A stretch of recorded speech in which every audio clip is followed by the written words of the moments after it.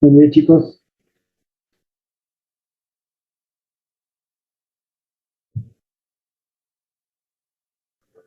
Buenas, profe.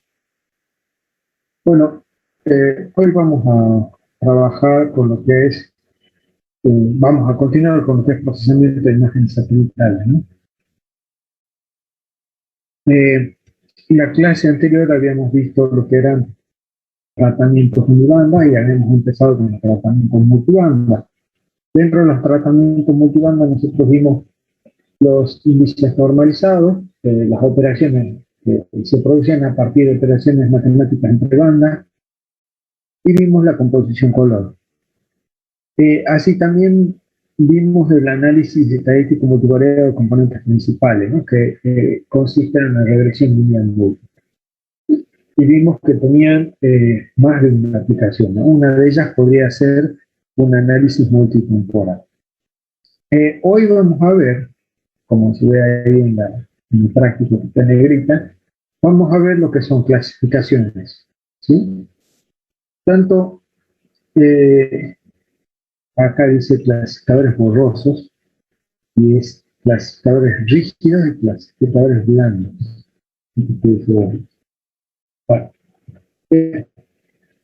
cuando nosotros analizamos, ¿sí?, estas imágenes, el conjunto de bandas que constituyen la imagen, nosotros tenemos que determinar una serie de factores. Por ejemplo, tenemos que considerar que una imagen es una matriz de datos, donde cada píxel es un nivel digital, o sea, caracterizado por un número digital o nivel digital, ¿sí? Y ese dato corresponde a la reflexión promedio de una porción de la superficie terrestre. Entonces, yo puedo correlacionar esa reflexión con lo que realmente hay en la superficie terrestre. Sí, pero una porción de terreno de la superficie terrestre no es uniforme.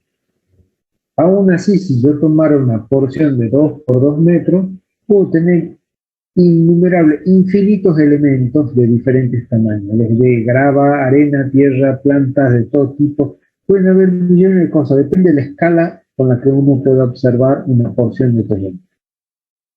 Entonces, nosotros vamos a tomar un solo valor, que es la reflexión promedio de esa porción de tierra, y vamos a tratar de vincular ese valor de reflexión con alguna categoría de cobertura. ¿Sí? Bien. Eh, Esas categorías de cobertura nosotros lo vamos a denominar clases. ¿Sí? Entonces, las clasificaciones son un tipo de transformación. ¿Por qué? Porque nosotros ingresamos con niveles digitales y lo que obtenemos son números de clases. O sea, obtenemos números de clases informacionales. Esto es pregunta de parcial y de final, ¿sí? ¿Por qué una clasificación es una transformación? ¿De acuerdo? Eh, Vamos a ver ahora brevemente algo de teoría, ¿sí?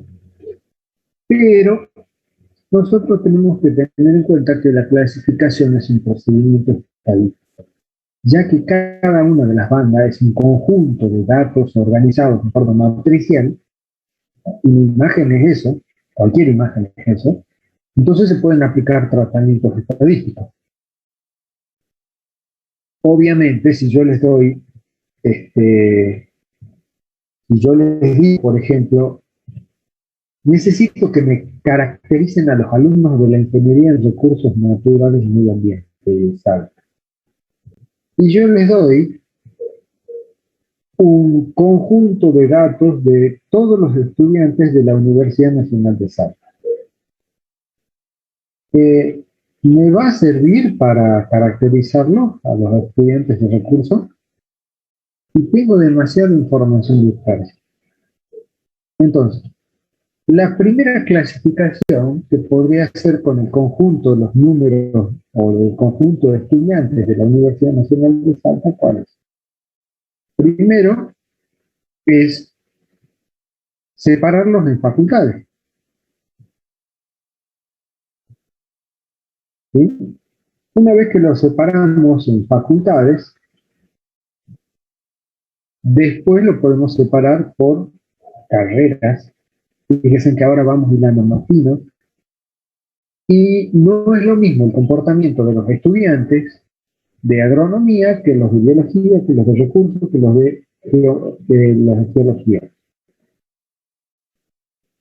Los intereses de los estudiantes van a cambiar. Así, por ejemplo, los intereses de los estudiantes de agronomía, en líneas generales, va a estar vinculado con las actividades agrícolas y pecuarias. ¿Sí? Entonces, eso es lo que vamos a empezar a analizar. Por ejemplo, los de biología van a tener características orientadas a la biodiversidad, la conservación, etc. Los chicos de geología les gusta mucho el suelo, la roca, minerales, y se visten y se comportan de manera diferente. Y los de recursos, bueno, están más orientados al aprovechamiento de los recursos y del ambiente.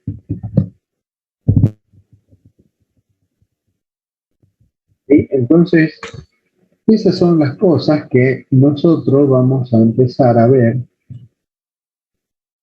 y podemos agruparlo. Entonces, si yo quiero saber cuáles son las características que tienen los estudiantes de recursos, primero tengo que separarlos del resto. Y después puedo empezar a ver cuáles son los datos de cada uno de los estudiantes para que el conjunto de datos pueda ser analizado de manera estadística. ¿Sí? Entonces, esa es una forma, empezar a separar los datos. Entonces, cada banda que nosotros tenemos en un satélite serían como los estudiantes de cada una de las carreras. Si yo quiero extraer información de toda la facultad y digo, bueno, quiero organizar los estudiantes, pero tengo estudiantes que van desde los 18 años hasta los 65 años. Entonces, ¿cómo puedo organizar a los estudiantes?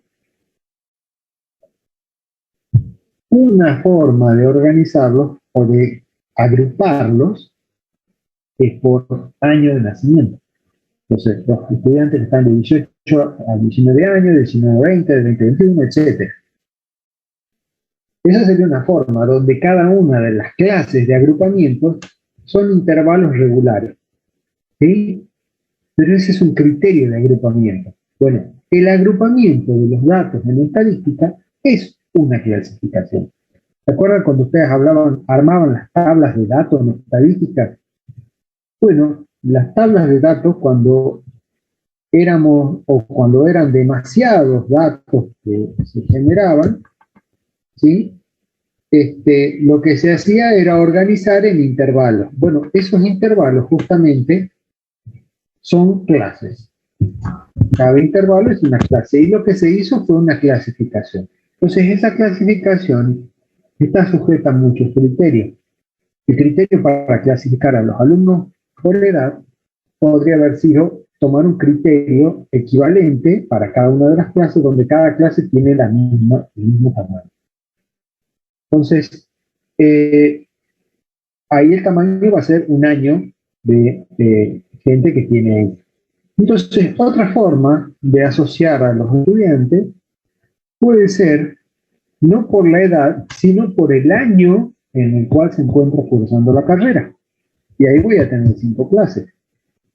Otra forma sería, digamos, asociarlo, por ejemplo, por los estudiantes que todavía siguen siendo adolescentes, o sea, entre los 18 y los 30 años, estudiantes que ya son adultos, entre los 30 y los 65 años, y estudiantes adultos mayores de 65 años, por ejemplo. Pero ahí las clases van a ser muy visibles. ¿Qué quiere decir que las clases sean muy visibles? Que voy a tener intervalos de clases o rangos de clases muy diferentes. Ahora bien, cuando nosotros analizamos los patrones en la naturaleza, si yo tomo clases iguales, del mismo tamaño, lo que podría hacer es incluir en todas las clases la misma cantidad de píxeles, lo cual estaría diciendo de que cada una de las coberturas sobre el suelo, por ejemplo, suelo desnudo, pastizal, bosque, etcétera, todos tienen la misma superficie. Y en la naturaleza no ocurre eso. Entonces, la clasificación que vamos a ver aplicado a imágenes satelitales lo que hace es agrupar píxeles con igual comportamiento o similar comportamiento en cuanto a su patrón de reflexión, o sea, usando los niveles digitales, obviamente. Entonces, va a tomar elementos de la superficie de la Tierra que tiene un patrón de reflexión similar. ¿Y por qué le digo un patrón de reflexión y no una reflexión similar? Porque cuando yo tomo una banda, puedo tener un conjunto de píxeles que tiene una reflexión similar, pero el comportamiento de ese conjunto de píxeles en todas las bandas a lo mejor no es el mismo. Entonces yo tengo que tomar píxeles que tengan un similar comportamiento en cada banda y a su vez que se comporten de manera similar en todas las bandas. Eso quiere decir que, que el patrón de cobertura que yo estoy buscando en el suelo es similar. No vamos a decir que es lo mismo, ¿por qué? Porque en la naturaleza no existen dos sectores exactamente iguales.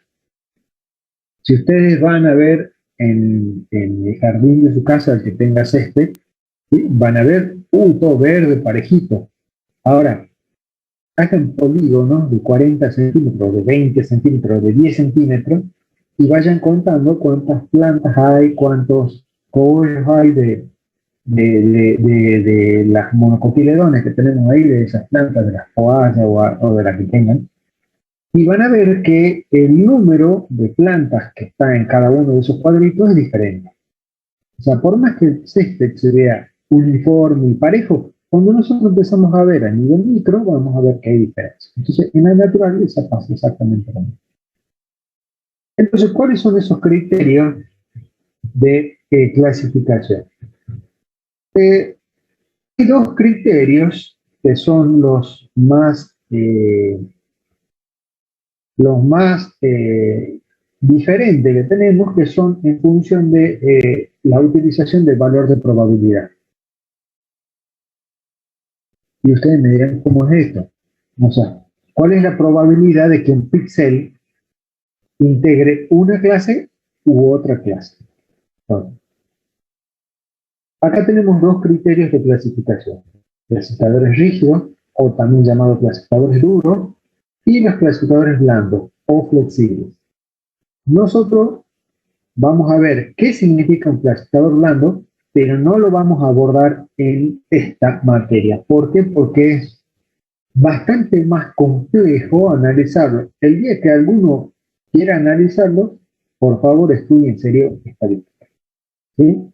Ya con que sepan qué es la media, la mediana y otras medidas de tendencia central, que la mitad de ustedes ni se acuerda de qué estoy hablando, imagínense si empezamos a hablar en términos de probabilidad, de otros términos estadísticos, sobre todo de análisis multivariado, que no vemos nosotros en el curso de estadística, o se ve muy poco. Entonces, quitamos del análisis los clasificadores blandos.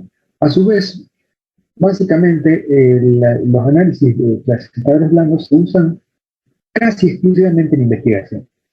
Muy poco se usa en la vida profesional de ustedes. Entonces, vamos a abocar a enseñarles los clasificadores rígidos, pero sin saber cuál es la diferencia entre uno y otro. ¿Sí? Entonces, yo ahora les voy a mostrar en un breve grafiquito, por ejemplo, si esto fuera, voy a ensanchar la línea. Si esto fuera un píxel, así, supongamos que es cuadrado, donde en ese píxel podemos tener bosque y vamos a tener suelo desnudo y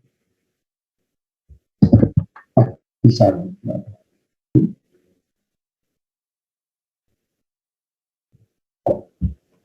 Bosque,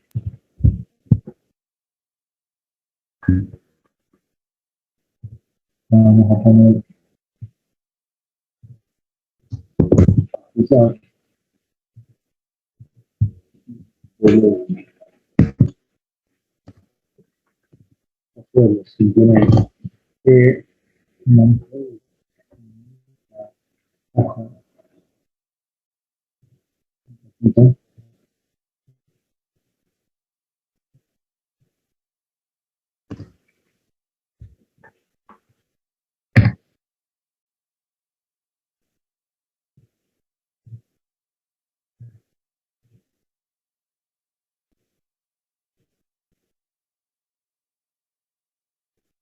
bien. Supongamos que, no sé si se ve ahí, esta porción que tenemos acá, tenemos el 60% de datos. Tenemos un 20% de pastizal, un 20% de cielo. Es horrible escribir con el mouse. Entonces, esta situación, fíjense que acá tenemos que el píxel está ocupado por este porcentaje de esas tres clases. Entonces es un píxel mixto. ¿A qué clase asigno este píxel? ¿Al bosque, al pastizal o al suelo desnudo? Fíjense que acá el criterio de decisión a dónde poner el píxel es sencillo. ¿Sí? Tanto en el clasificador rígido como en el clasificador blando, lo van a asignar al mismo sitio, o a la misma clase, que es al bosque. Pero, ¿qué pasa si nosotros tenemos un 47% de bosque? ¿Sí? Vamos a hacerlo. Vamos a poner un 37% de bosque. Vamos a poner un 30% de suelo y un 33% de pastizal. Y ustedes me dirán, bueno, lo asignamos a bosque. ¿Por qué? Y porque es el de mayor proporción. Sí, pero están muy ahí, ¿no? Fíjense, los clasificadores rígidos no van a dudar a dónde asignarlo. O sea, ese píxel se va a asignar a bosque. O sea, se lo va a asignar a la clase dominante, así sea que la clase dominante prevalezca en un solo punto. O sea, con que tenga una mayoría simple de predominancia, se lo asigna a la clase que le corresponde. ¿Sí? En el caso de los clasificadores blandos, no lo va a asignar a ninguno. ¿Por qué? Porque para poder asignar un píxel a una determinada clase, esta clase deberá estar presente en más del 50% del píxel. Entonces, cuando no encuentra ninguna clase donde lo vaya a asignar porque la probabilidad de pertenencia es baja, ¿sí? No lo asigna a ninguna clase y crea nuevas clases de píxeles que no pertenecen a ninguna de esas. O sea, serían los denominados en la naturaleza, le podemos llamar ecotonos, ¿sí? Que son las zonas de transición entre dos clases. ¿De acuerdo? Entonces, el criterio que se establece para los clasificadores blandos es que alguna de las clases dominantes deberá superar el 50%. ¿Sí? Mientras que las que no son dominantes o cuando no hay ninguna clase dominante, no va a asignar a ninguna de ellas. Bien. Luego tenemos un tercer grupo, que son los denominados clasificadores hiperespectrales, que se utiliza solamente para imágenes satelitales hiperespectrales. Fíjense,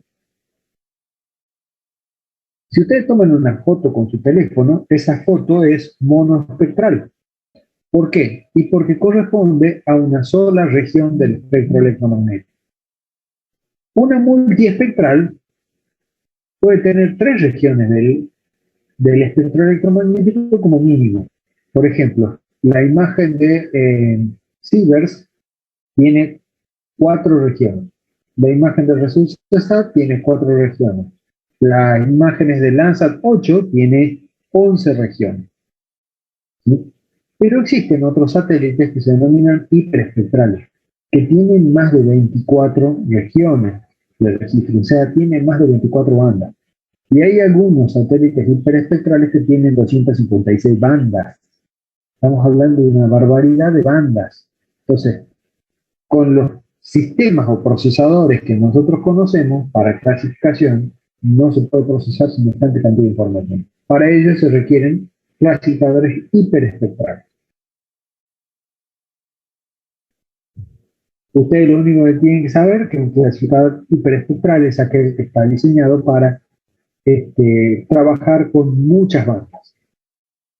De aquí vamos a hablar de que los clasificadores rígidos se dividen en dos grupos más. Lo que se denominan clasificadores no supervisados y los clasificadores supervisados.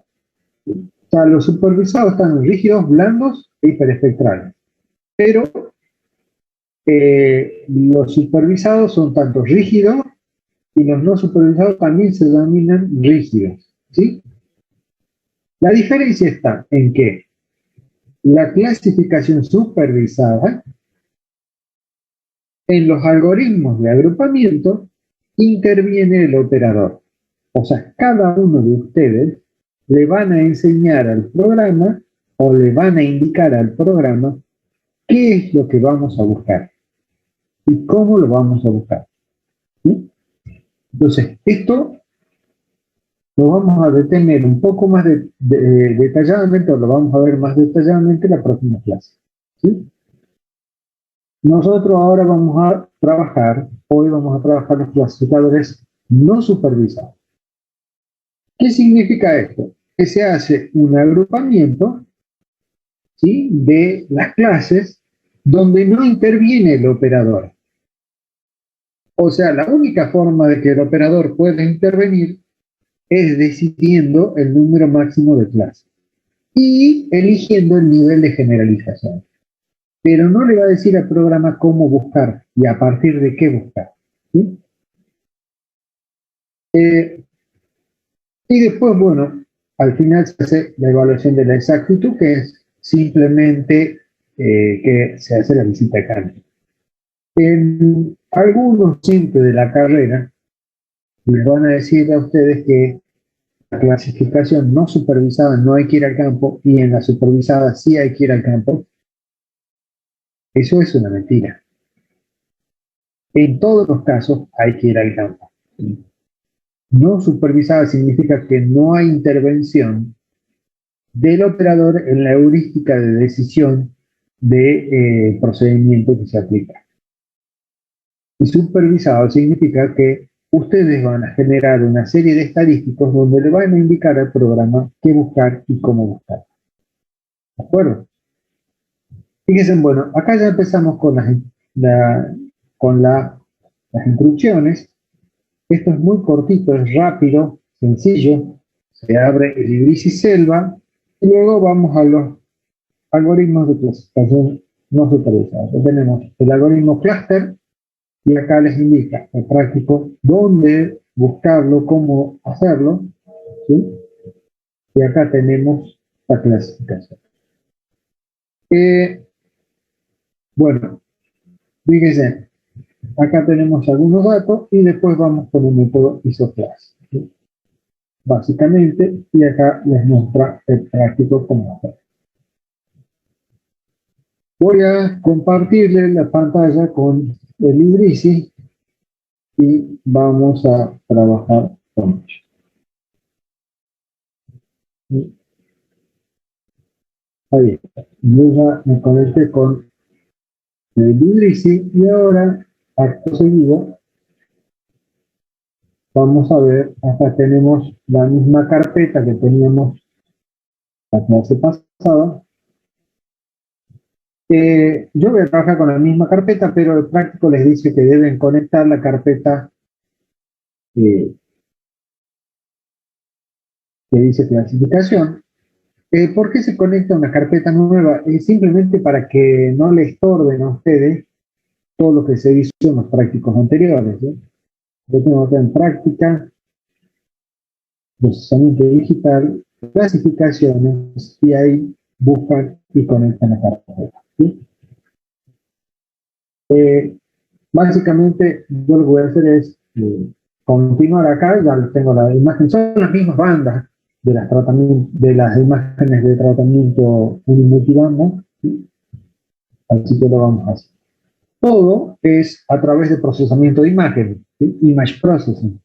Fíjense que acá tenemos restauración, mejoramiento, transformación, pero debido a la importancia, las clasificaciones se toman como un apartado, o sea, se las toman por aparte. Fíjense acá dice Hard Classifier, que son los clasificadores duros, y después dice Soft Classifier, son los clasificadores blandos o flexibles. O clasificadores de análisis de mixtura, o sea, que hay clasificadores que tienen algo de un clasificador duro y algo de un clasificador blando. Fíjense acá están todos los clasificadores blandos, y acá dice HyperRAS, HyperOS, etcétera. Estos son clasificadores hiperespectrales. ¿Sí? Y acá tenemos un montón de clasificadores duros, que los primeros que están clasificados acá son clasificadores supervisados, y los que están acá son clasificadores duros. Perdón, clasificadores no supervisados, tanto Cluster, IsoClass, IsoData, Canins, MaxEp, etc. Nosotros vamos a ver estos dos nada más hoy, que son Cluster e IsoClass. Entonces, hago clic en Cluster y acá me dice, puedo cargar un número máximo de bandas. ¿Sí? Voy a poner 6 bandas en este caso y voy a cargar de la banda 2 a la banda 7.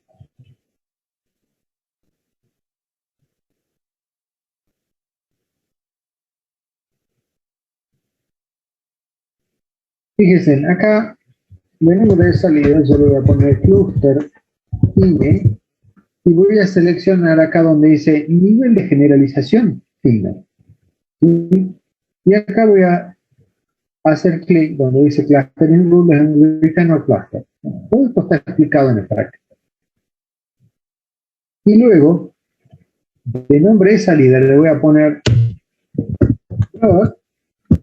que está acá escrito, que dice nivel de generalización que es grosero, nivel de generalización fino o grosero, y ya les voy a mostrar cómo se hace.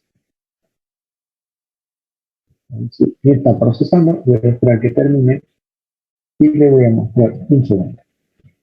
Por ejemplo, el análisis consiste en,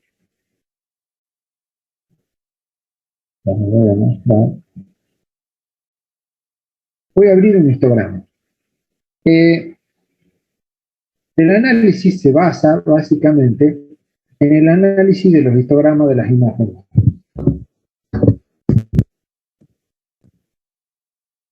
A ver si acá los puedo.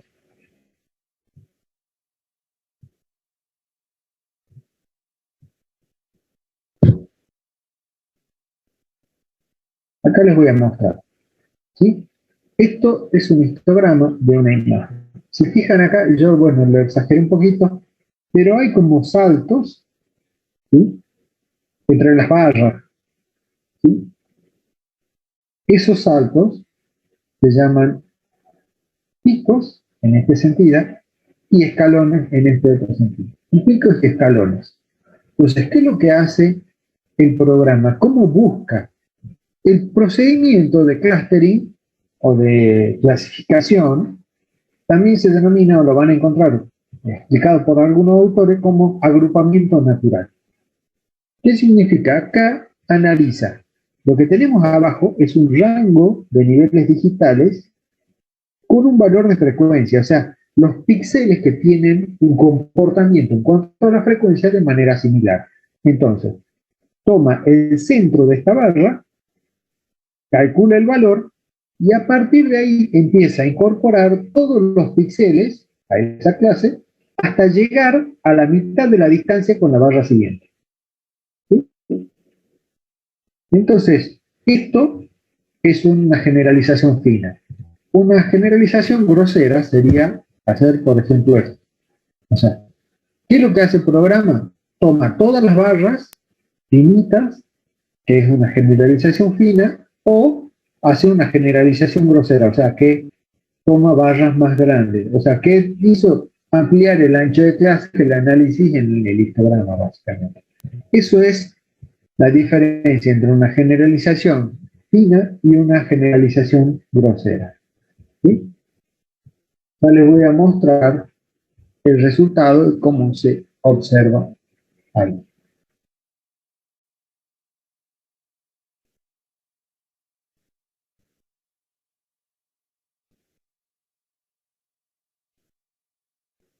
Entonces, acá ya vamos a ver, en breve va a aparecer la imagen, de la clasificación mediante una generalización grosera. Pero hasta que aparezca esa, les voy a indicar lo siguiente. El práctico les dice que nosotros analizamos para saber cuántas clases me van a poder explicar, perdón, cuántas clases me van a poder explicar el comportamiento de las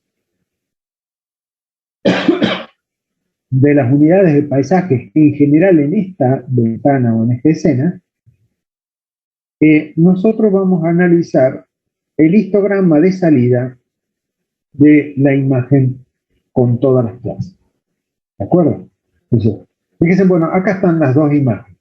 Fíjense, en la imagen fina, si yo tomo la barrita del costado, tenemos 255 clases. Imagínense si ustedes tienen que averiguar qué significa cada una de esas coberturas. 255 coberturas es una barbaridad. No lo van a poder lograr. Mientras que la grosera tiene 64 clases. Igual es un montón. ¿Sí? Ahora bien, ¿qué voy a hacer yo? Voy a analizar el histograma de esta imagen. La voy a poner acá, voy a poner cluster find y acá le voy a dar OK. ¿Sí? Básicamente, lo que estoy viendo acá es el histograma de esa imagen. ¿De acuerdo? ¿Y acá qué voy a hacer? Voy a analizar el histograma para ver el comportamiento de los niveles digitales o de las clases en función a la frecuencia. Con esto voy a poder determinar aproximadamente, ¿sí?, cuántas clases más o menos pueden explicar una escena. Entonces, vamos contando dónde se producen los saltos más significativos en este histograma. Entonces, acá tenemos 1, 2, 3, 4, 5, 6, 7, 8, 9, 10, 11, 12. Puede ser entre 12 y 14. ¿Sí? Entonces uno puede manejar ese número. Podemos manejar entre 10 y 14 y vamos probando. Esto es un poco a prueba y error. Esto es mucho de cómo lo tomamos o cómo lo consideramos nosotros. Ahora voy a hacer lo mismo para el de generalización grosera. ¿Sí? Y voy a contar, a ver, tenemos 1, 2, 3, 4, 5, 6, 7, 8, 9, 10. En de generalización grosera tenemos 10. Entonces, ¿qué es lo que hacemos ahora? Nosotros lo que vamos a hacer es volver al instrumento de clasificación, a la herramienta de clasificación, y acá voy a poner en cluster fine 12 de nombre de salida, y acá a continuación voy a seleccionar set maximum number of clusters. O sea, seleccione un número máximo de clases. Y acá le voy a poner 12. Y le voy a dar OK. Mientras que para el de generalización grosera,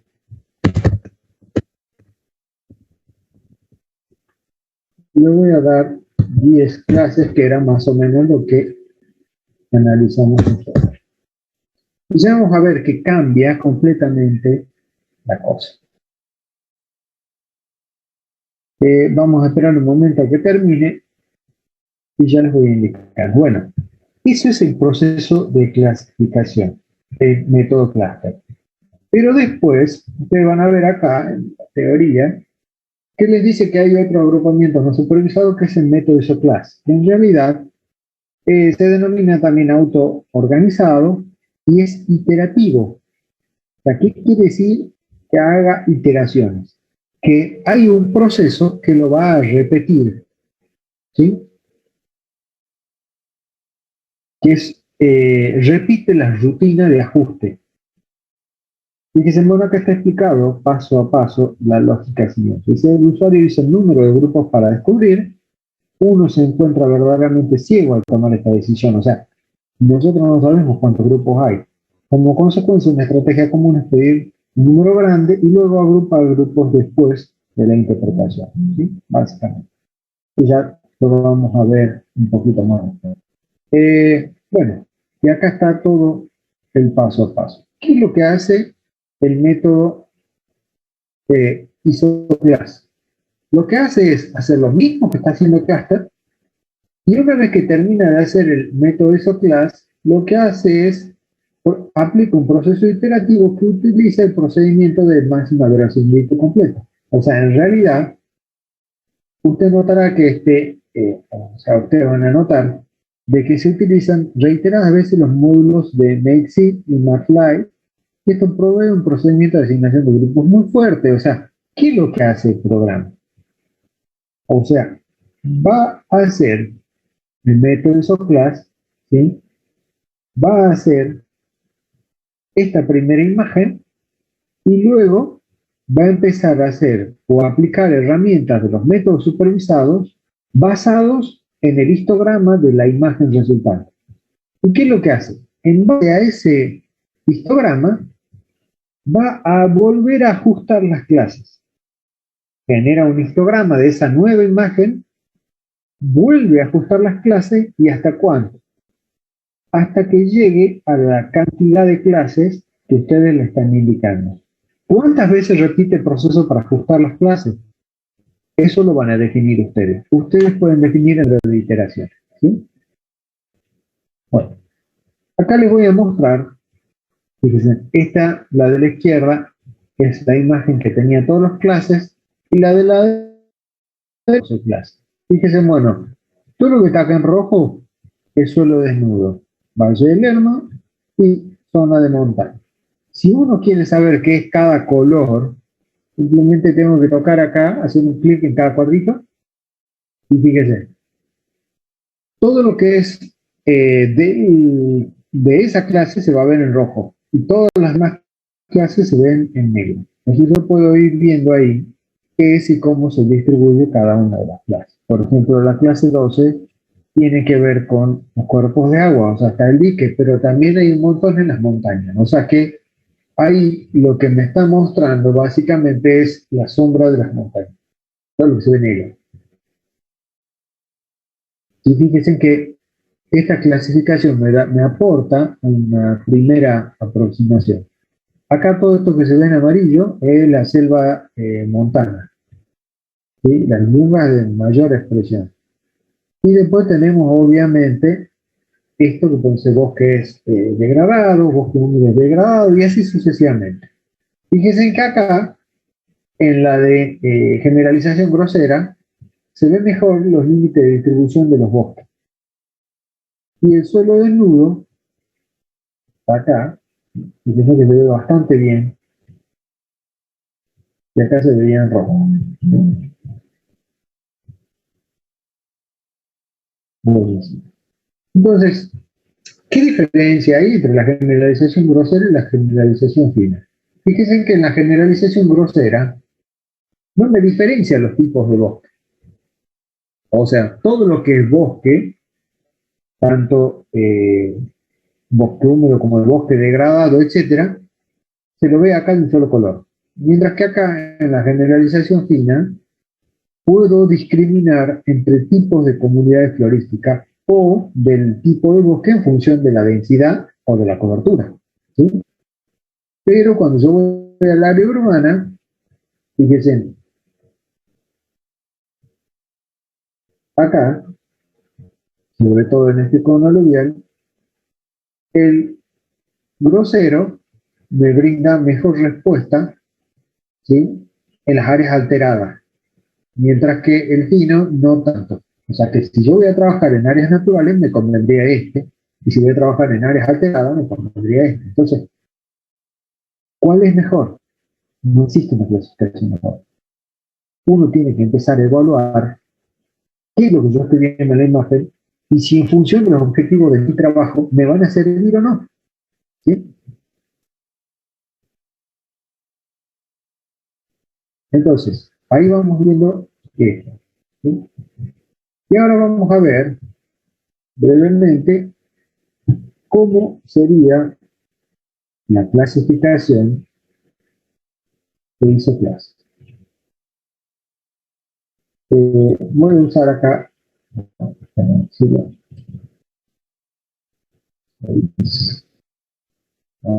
estos son componentes principales.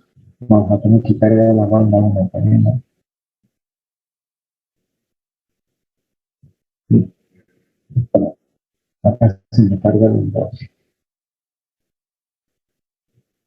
Entonces, el método ISOCLASS utiliza la primera parte, genera una imagen de clasificación y analiza el histograma de esa imagen y ajusta un conjunto de clases nuevas. ¿Sí? Entonces, fíjense que acá no me permite hacer nada más, solamente seleccionar el número máximo de 7 barras. Le voy a dar Next y ahora me va a proporcionar una serie de me va a proporcionar una serie de opciones, ¿sí?, donde vamos a poder verlo.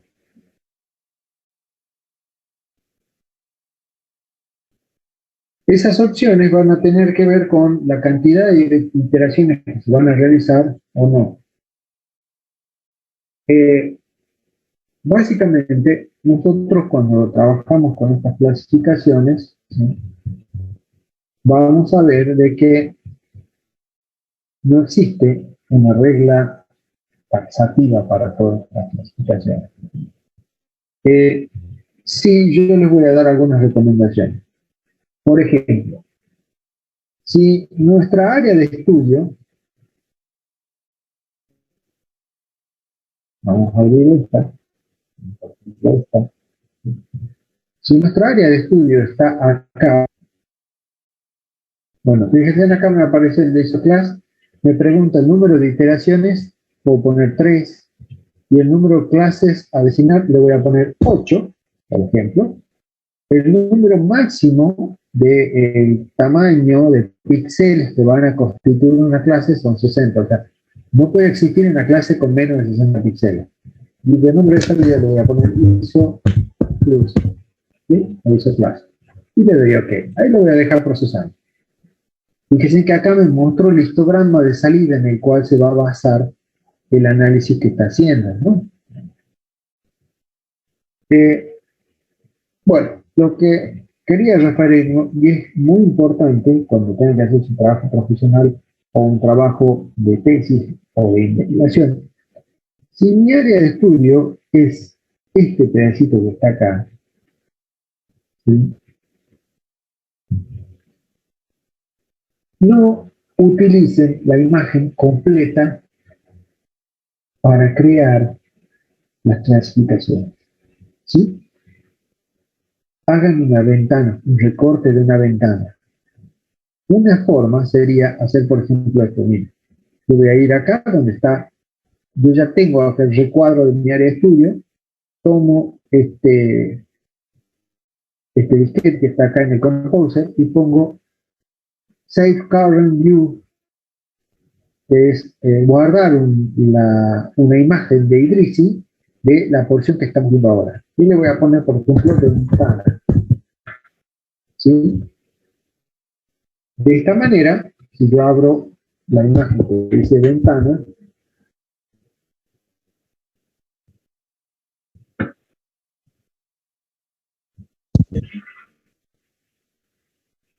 acá, fíjense que tiene solamente el tamaño de lo que estábamos viendo y no está la imagen completa. ¿Para qué sirve esto? Yo lo que estoy haciendo es un análisis estadístico. ¿Sí?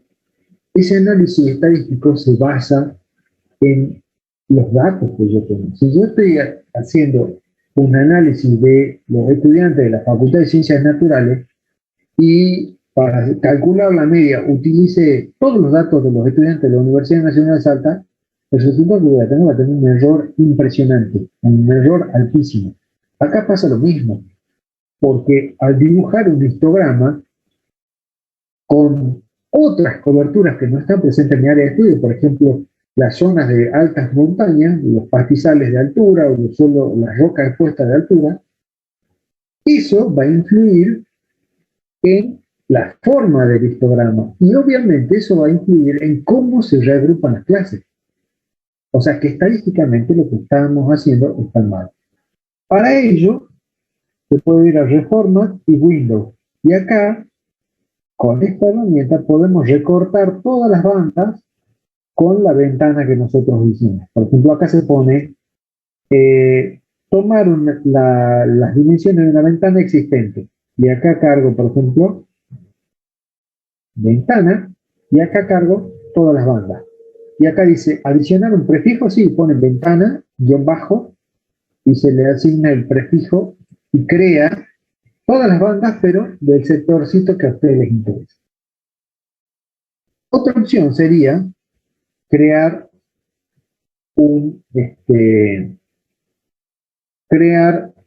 lo que se denomina una máscara booleana. O sea, yo lo que puedo hacer es tomar una herramienta de digitalización, ¿sí? Es más, en el práctico está cómo se usa la herramienta de digitalización en la parte de algoritmo de clasificación supervisada. Fíjense, acá está la herramienta de digitalización, les va indicando cómo se hace, cómo se crea, cómo se borra, todo. ¿Sí? Entonces, yo lo que puedo hacer acá, pongo máscara, nombre de salida, elijo que sea un polígono y le doy OK.